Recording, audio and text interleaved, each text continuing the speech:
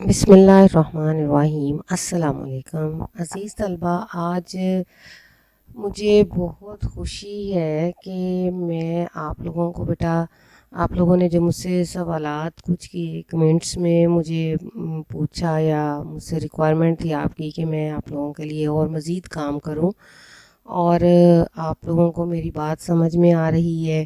دوسرا، آپ لوگوں نے مجھے یہ کمنٹ سے مجھے اندازہ ہوا کہ آپ لوگوں کی کیا خواہش ہے یا کیا چاہتے ہیں۔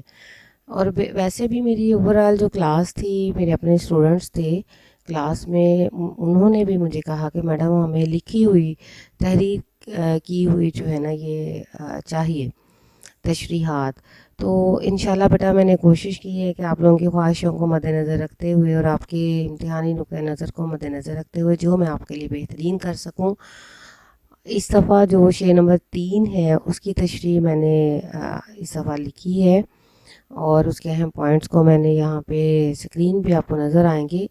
دوسرا، کچھ اسٹوڈنٹس کی یہ سوالات بھی تھے کہ ان کو املا کی غلطیاں ہو رہی ہیں ان کی، اور املا کی اصلاح کے لیے بھی آپ لکھیں۔ مجھے بہت خوشی ہوئی اور اچھا لگا بیٹا، آپ لوگوں کے یہ کمنٹس جو ہوتے ہیں نا، اس سے مجھے اندازہ ہو گیا ہے۔ ہمیشہ مجھ سے سوال کیا کریں، مجھے ویسے بھی اچھا لگتا ہے کہ میرا اسٹوڈنٹ اگر اپنے دل کی بات مجھے بتاتا ہے کہ مجھے یہ چاہیے، مجھے یہ سمجھ نہیں آ رہا، تو مجھے کبھی برا محسوس نہیں ہوا، بلکہ مجھے اچھا فیل ہوتا ہے اپنے اسٹوڈنٹس کے حوالے سے بھی جن کو میں پڑھاتی ہوں۔ تو آپ لوگوں کی طرف سے بھی ملنے والے جو کمنٹس ہیں اس سے مجھے اور بھی زیادہ خوشی محسوس ہوئی ہے کہ اب میں نے اپنا ویژن بہت بڑا کر لیا ہے، کہ اب میرا صرف اپنے کالج تک اسٹوڈنٹس تک محدود نہیں رہا، بلکہ اوور آل دنیا میں کہیں بھی بیٹھا ہوا کوئی بھی طالب علم اگر مجھ سے کوئی سوال پوچھے گا یا مجھ سے کچھ جاننے کی کوشش کرے گا یا میں اس کی ہیلپ کر سکوں گی تو مجھے بہت خوشی ہوگی۔ تو بیٹا آپ لوگ اسی طریقے سے مجھے کوشچنس کرتے رہے، مجھے اچھا لگے گا۔ اچھا، اب ہم چلتے ہیں اپنے ٹاپک کی طرف۔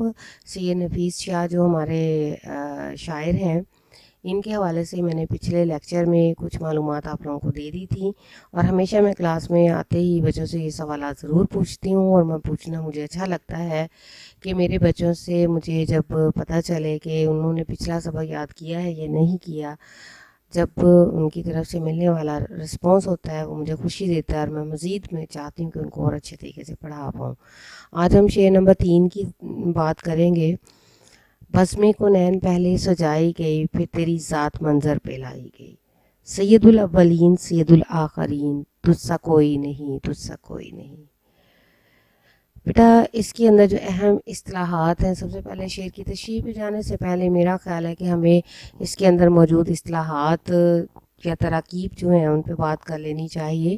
بزمِ کنین ہے، سید الاولین ہے، سید الآخرین ہے، یہ بہت امپورٹنٹ اہم سوالات ہیں۔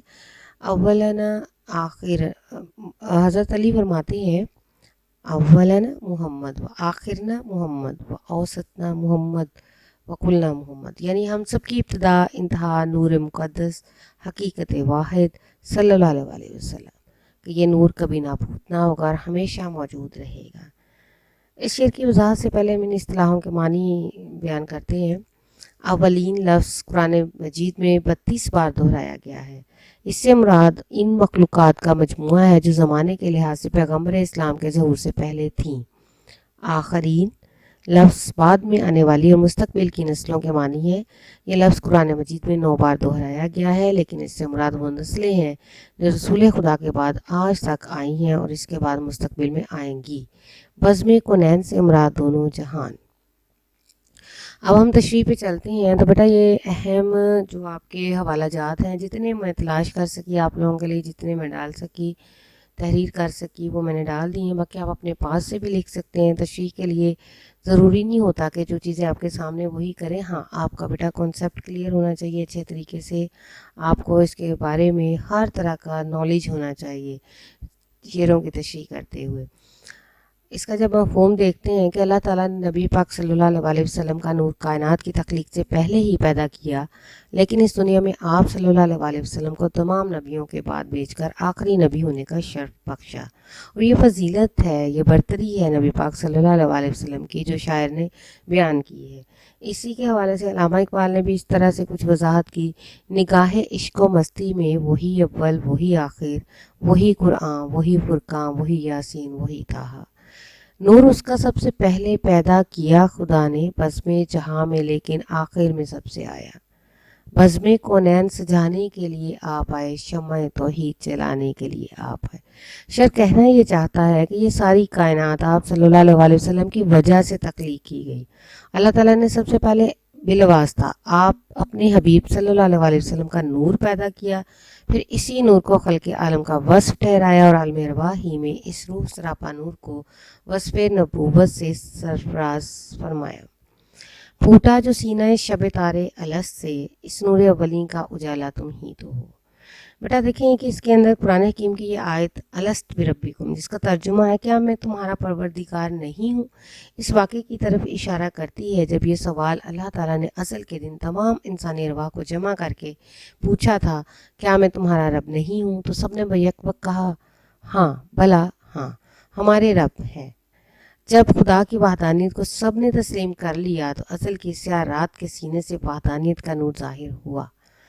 پھر حدیث قدسی ہے کہ میں ایک مخفی خزانہ تھا، میں نے چاہا پہچانا جاؤں، بس میں ظاہر ہو گیا۔ بیٹا اللہ تعالیٰ کا یہ ظاہر ہونا اور ارواح سے سوال کرنا یہ سب ایک بہانہ تھا، اصل مقصد تو حضور صلی اللہ علیہ وسلم کی ذات اقدس ہی ہے جو کائنات کا نور اولین ہے۔ یہ نظام خدا نے حضور صلی اللہ علیہ وسلم کے لیے بنایا ہے۔ پھر حدیث قدسی ہے کہ لولاک لما خلقت الافلاق، اے نبی آپ کو پیدا نہ کرتا تو یہ کائنات پیدا نہ کرتا۔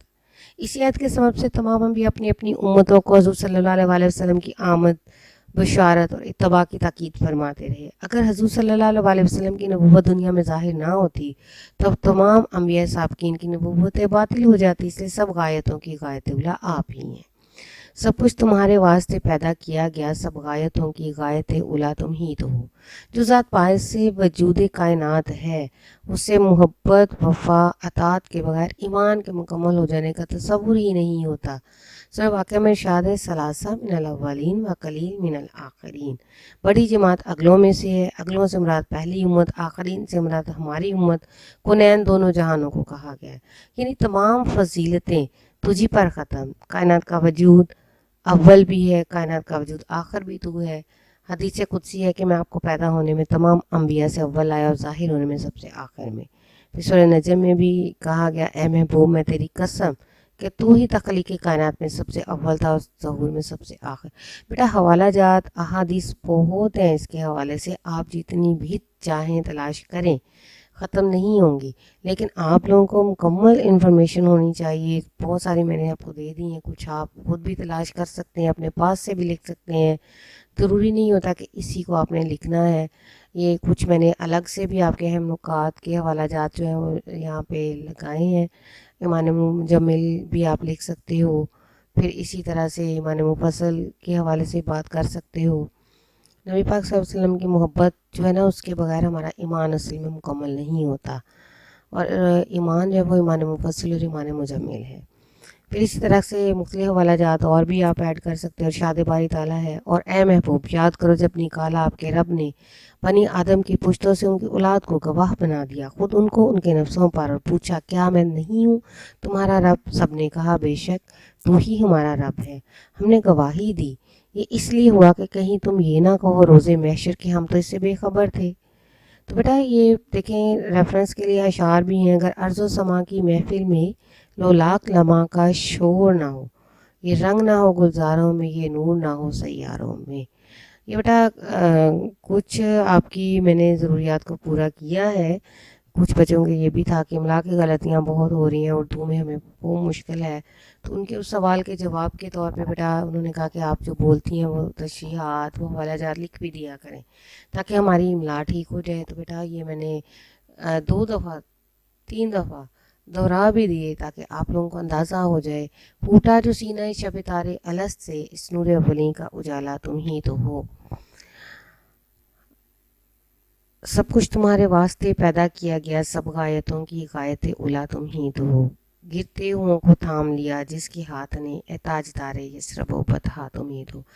वैसे भी बेटा नबी पाक सल्लल्लाहु अलैहि वसल्लम की तारीफ़ में हम जितनी भी बात कहें, जितना भी हम बोल सकें, जितना भी हम कह सकें, हम काफ़ी नहीं है, वो कम है।